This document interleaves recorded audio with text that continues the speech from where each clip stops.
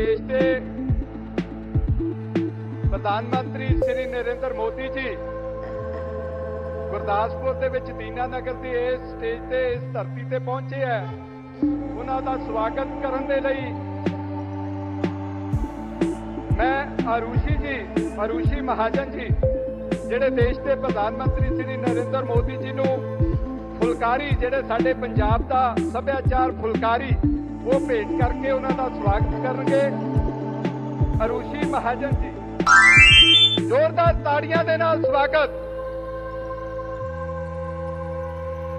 इस तो बाद कविता जी ते श्रीमती सुमन दत्ता जी वो गुरुद्वारा श्री करतारपुर साहब जी का चिन्ह भेंट करके मोदी जी को गुरुद्वारा श्री करतारपुर साहब जी का चिन्ह भेंट करनगे।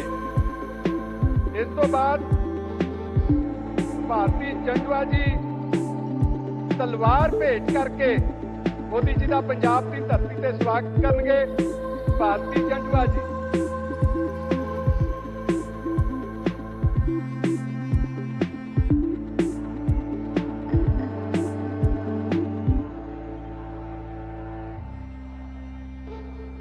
मैं बहुत समा लंबा तुहाडे च ना रहिंदा होया देश के प्रधानमंत्री श्री नरेंद्र मोदी जी को बेनती करूंगा कि वो मंच से आके तुहाडे नाल विचार रखणगे। प्रधानमंत्री श्री नरेंद्र मोदी जी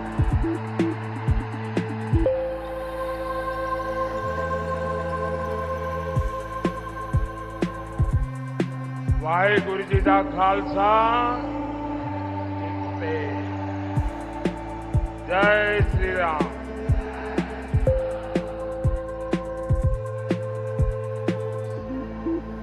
भारत माता की, भारत माता की। सबसे पहले तो मैं आप सबकी क्षमा मांगता हूं क्योंकि मुझे आने में थोड़ा विलंब हो गया और मुझे बताया गया कि आप काफी समय से बैठे हैं, इंतजार कर रहे हैं। मैं गुरदासपुर की पावन धरती को प्रणाम करता हूं। ये डेरा बाबा नानक जैसे पवित्र स्थान से सुशोभित है। इसमें हमारे गुरुओं के आशीर्वाद जुड़े हैं। मैं देख रहा हूं आपका ये उत्साह, ये प्यार गुरदासपुर और बीजेपी का ये रिश्ता कुछ खास है।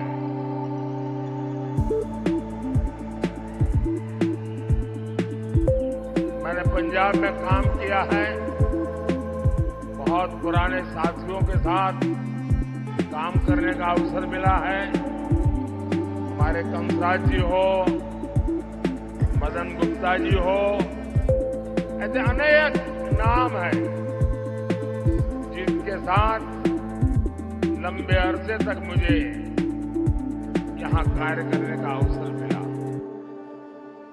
और यहां 4 बार सांसद रहे मेरे बहुत ही अच्छे मित्र विनोद खन्ना।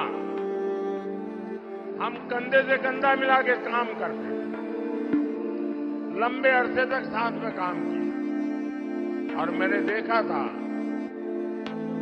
कि वैसे तो ये सेलिब्रिटी दुनिया अलग होती है लेकिन वो जमीन से जुड़े हुए थे। उनको यहाँ के विकास कार्यों के संबंध में बारीकियों से हर चीजों का पता रहता था और मंत्री के रूप में भी अटल जी की सरकार में उनके योगदान की चर्चा आज भी ब्यूरोक्रेसी में होती है। उन्होंने अनेक पुलों का निर्माण करवाया, अनेक रास्तों का निर्माण है विकास के कामों में और गुरदासपुर के लोग तो आज भी उनके कामों की सराहना करते हैं। गुरदासपुर का तेज विकास हो, पंजाब का तेज विकास हो और देश का तेज विकास हो। अपने तीसरे कार्यकाल में मैं आपकी उम्मीदों पर खरा उतरूं, इसलिए मैं आपसे आशीर्वाद मांगने आया हूं।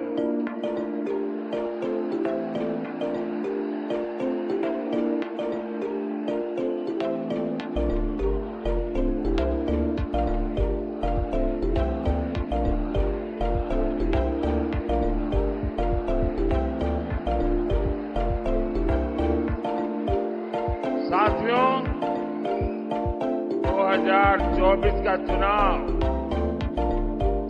ये देश को नेतृत्व देने का चुनाव है। आज एक और बीजेपी और एनडीए है। विकसित भारत का स्पष्ट विजन है, राष्ट्र प्रथम का संकल्प है, 10 साल का ट्रैक रिकॉर्ड है, भ्रष्टाचार पर कड़ा प्रहार है और दूसरी ओर इंडी गठबंधन है, घोर सांप्रदायिक, घोर जातिवादी, घोर परिवारवादी।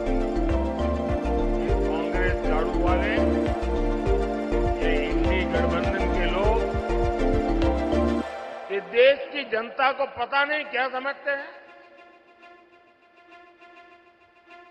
क्या देश की जनता समझदार है तो उनको लगता नहीं है क्या? आए दिन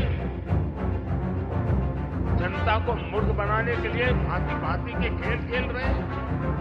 अब आप देखिए, ये लोग दिल्ली में दोस्त होने का दिखावा करते हैं, भ्रष्टाचारियों को बचा रहे हैं और यहां पंजाब में एक दूसरे को गाली दे रहे हैं। जनता भी जान गई है इन दोनों दुकानों का शटर एक ही है।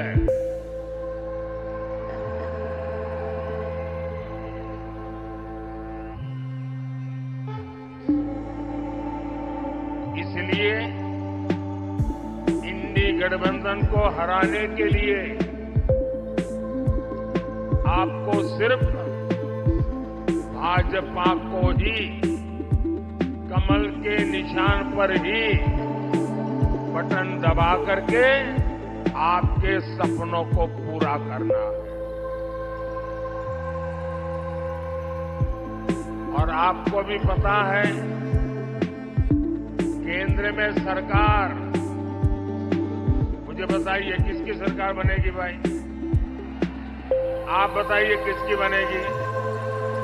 आप यहां गुरुदासपुर में, पठानकोट में, कहीं पर भी रेल के डिब्बे में 100 लोगों को पूछिए कि बताओ भाई सरकार किसकी बनेगी? 90 लोग कहेंगे कि भाई मोदी की सरकार बनना पक्का है। अब जब इतना साफ साफ है तो कोई अपना वोट बर्बाद करेगा क्या? कोई अपना वोट फालतू में ऐसे खर्च कर देगा क्या? और इसलिए इस बार कोई दुविधा का माहौल ही नहीं है। इस बार इस देश का नागरिक, एक भी नागरिक अपना वोट बर्बाद करना नहीं चाहता है। मैं पंजाब के लोगों से भी प्रार्थना करता हूं कि आप अपना वोट बर्बाद मत होने दीजिए, बीजेपी को वोट दीजिए, सरकार बनना तय है। साथियों, इंडी गठबंधन के असली चेहरों को पंजाब से ज्यादा कौन जानता है? हमारे पंजाब को सबसे ज्यादा घाव इसी इंडी गठबंधन ने दिए। आजादी के बाद विभाजन का घाव, स्वार्थ के चलते अस्थिरता का घाव, पंजाब में अशांति का लंबा दौर, पंजाब के भाईचारे पर हमला, हमारी आस्था पर चोट। कांग्रेस ने पंजाब में क्या कुछ नहीं किया। यहां इन्होंने अलगाववाद को हवा दी, फिर दिल्ली में सिखों का नरसंहार करवाया। कांग्रेस जब तक केंद्र सरकार में रही, दंगाइयों को बचाती रही। ये मोदी है जिसने सिख दंगों की फाइलें खुलवाई। ये मोदी है जिसने आरोपियों को सजा दिलवाई। आज भी कांग्रेस को, झाड़ू वाली पार्टी को इस बात की तकलीफ है, इसलिए लोग मोदी को दिन रात गालियां देते फिरते हैं। साथियों, जब देश हित की बात आती है तो कांग्रेस पार्टी आपको सबसे पीछे खड़ी नजर आएगी। आप याद करिए, कांग्रेस जब पंजाब में सत्ता में थी तो ऑर्डर्स कहां से आते थे? कांग्रेस चाहती थी कि रिमोट कंट्रोल से पंजाब की सरकार चलाएं, लेकिन कैप्टन अमरिंदर सिंह जी ने दिल्ली के शाहजादे का ऑर्डर मानने से इनकार कर दिया। वो सेना के देशभक्त जांबाज थे। उन्होंने सीमावर्ती राज्य होने के कारण राष्ट्रीय सुरक्षा को प्राथमिकता दी। उन्होंने दिल्ली के देश विरोधी ऑर्डर लेने बंद किए। परिणाम क्या हुआ? कांग्रेस के शाही परिवार और शहजादे ने मुख्यमंत्री पद से हटा दिया। पंजाब का ये अपमान क्या कोई कभी भूल सकता है? भाइयों बहनों, दुर्भाग्य से आज भी पंजाब को रिमोट से चलाने की कोशिश हो रही है। दिल्ली के दरबारी पंजाब चला रहे हैं। पंजाब के सीएम वो अपने आप से एक फैसला नहीं ले सकते। इनके मालिक जेल गए, पंजाब की सरकार ठप पड़ने लगी।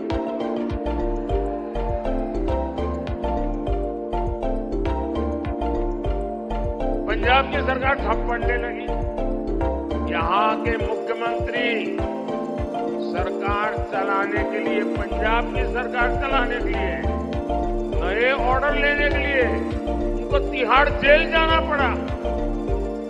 मालिक के सामने जाकर के उनको अपना रिपोर्ट कार्ड देना पड़ा, उनसे आदेश लेना पड़ा। आपको पता है, 1 जून के बाद कट्टर भ्रष्टाचारी फिर जेल जाएंगे। क्या फिर पंजाब की सरकार जेल से चलेगी क्या? आपको ऐसी सरकार मंजूर है क्या? ऐसी पद्धति मंजूर है क्या? ये पंजाब का अपमान है कि नहीं है? ये वीर भूमि का अपमान है कि नहीं है? ये गुरुओं की भूमि का अपमान है कि नहीं है? क्या ये पंजाब के भविष्य को दांव पर लगाने की बात है या नहीं है?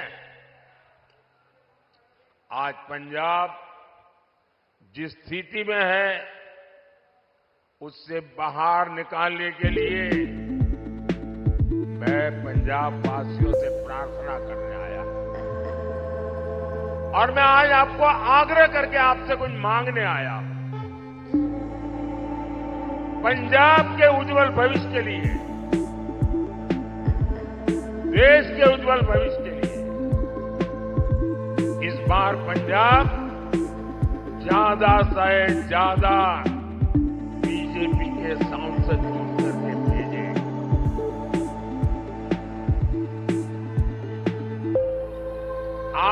वोट देकर अपना काम कीजिए, 5 साल आपके सपनों के लिए मैं जीऊंगा।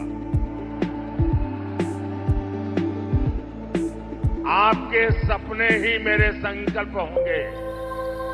मेरा पल पल आपके लिए, मेरा पल पल देश के लिए। और मैं आपको वादा करता हूं 24/7 और 2047।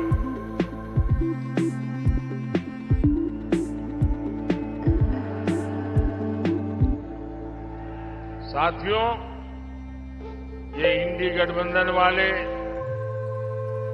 देश की सुरक्षा के लिए बहुत बड़ा खतरा है। आप देखिए कांग्रेस का एजेंडा क्या है। ये कश्मीर में फिर से 370 लागू करने की बात कर रहे हैं। इन्हें फिर से कश्मीर में आतंकवाद चाहिए। इन्हें फिर से कश्मीर को अलगाववादियों को सौंपना है। ये फिर से पाकिस्तान को दोस्ती के पैगाम भेजेंगे, उन्हें गुलाब के फूल भेजेंगे और पाकिस्तान बम धमाके करता रहेगा। देश पर आतंकी हमले होते रहेंगे। कांग्रेस कहेगी कुछ भी हो, बातचीत तो करनी ही होगी। इसके लिए कांग्रेस ने अभी से माहौल बनाना शुरू कर दिया है। कैसे कैसे बयान ये अभी से देने लगे हैं। इनके नेता कह रहे हैं पाकिस्तान के पास एटम बम है। अब ये सुनकर के आपको हंसी आती है कि नहीं आती है? आती है कि नहीं आती है? आपको किसी को भी पाकिस्तान के पास एटम बम है ये सुनकर के डर लगता है क्या? किसी को डर लगता है क्या? किसी हिंदुस्तानी को डर लगता है क्या? ये कांग्रेस वाले कांप रहे हैं। बोलो,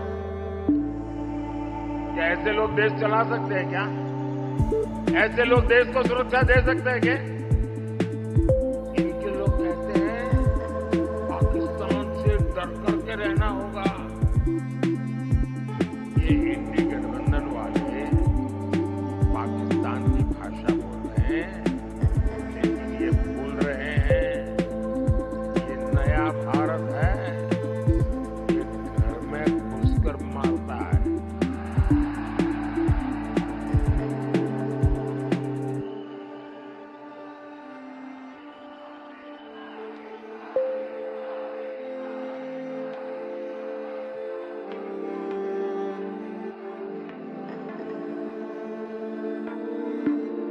मेरा सौभाग्य रहा है पंजाब की धरती पर लंबे समय तक काम करने का।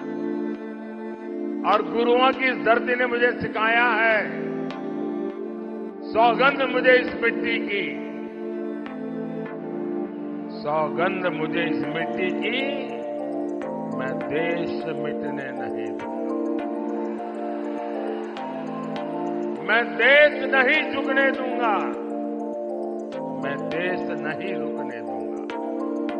साथियों, कांग्रेस की समस्या ये है कि उसकी भारत में कोई आस्था ही नहीं है।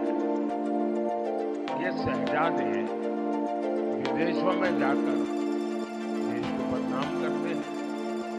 वो कहते हैं भारत कोई राष्ट्र ही नहीं है, इसलिए राष्ट्र की पहचान को बदलना चाहते हैं।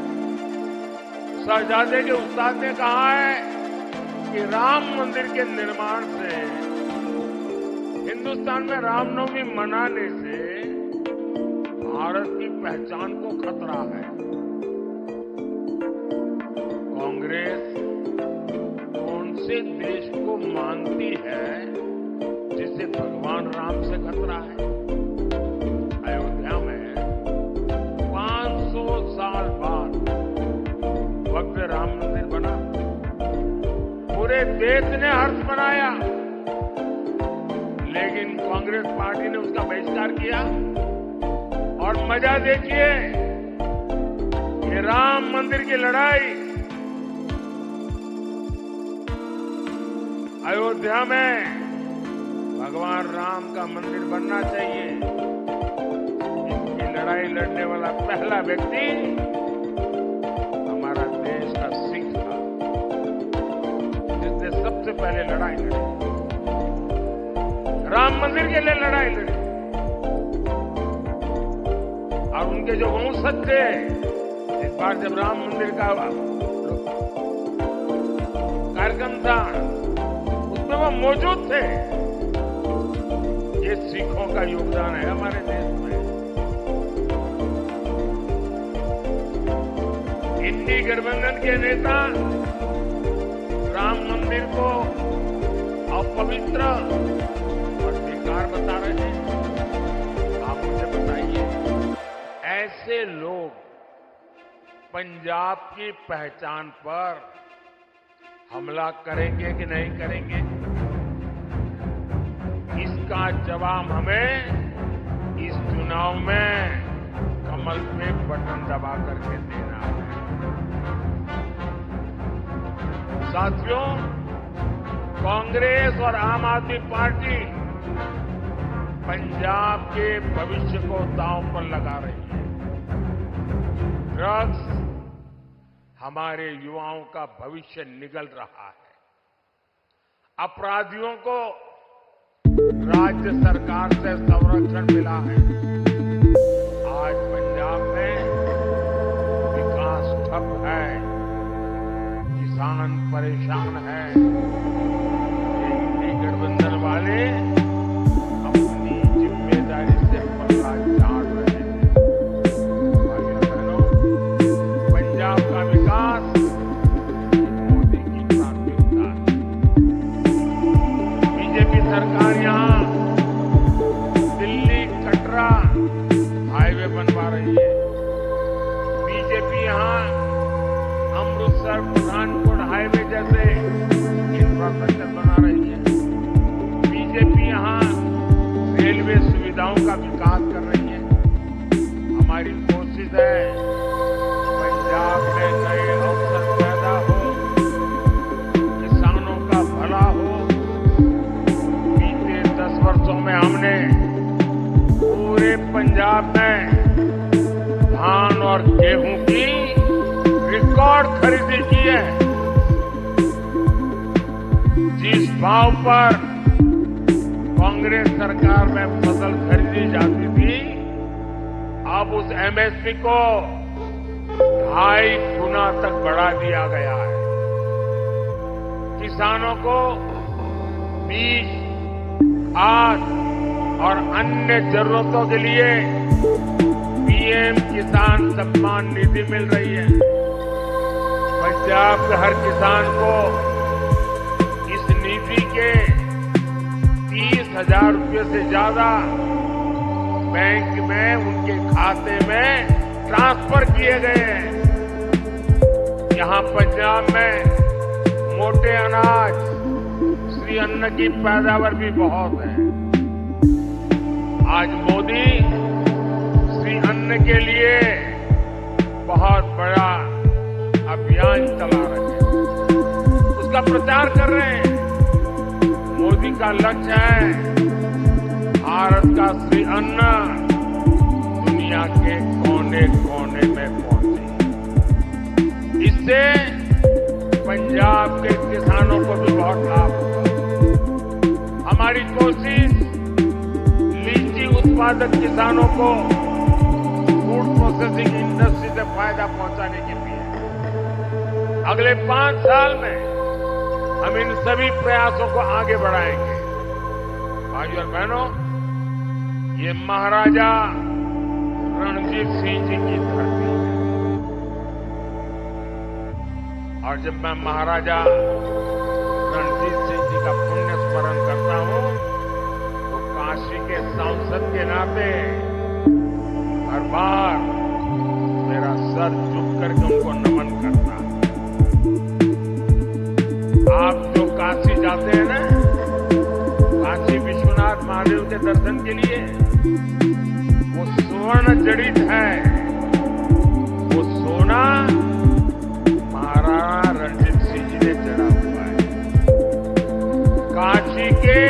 विश्वनाथ महादेव में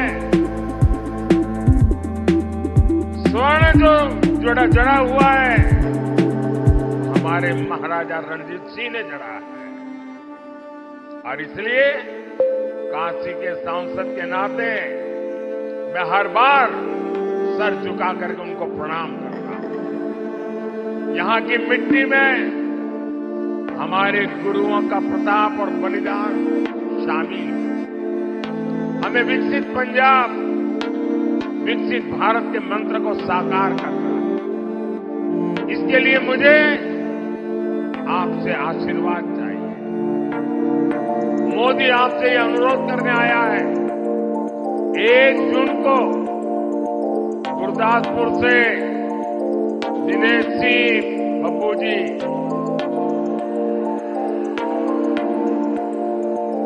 होशियारपुर से अनीता जी, अमृतसर से तरनजीत सिंह संधू जी, इन सबको कमल का बटन दबाकर भारी बहुमत से ये विजयी बनाएंगे। और ये हमारे अमृतसर के उम्मीदवार हैं तरनजीत जी। पिछले 10 साल में हम दोनों साथ में काम करते हैं, सरकार के बड़े अफसर रहे हैं। अमेरिका में भारत की साख बढ़ाने में उन्होंने बहुत बड़ी भूमिका अदा की। और सबसे बड़ी बात है, वो उस परंपरा के संतान हैं जिन्होंने सीखी के लिए जीवन बलिदान दिए थे, उनके संतान हैं।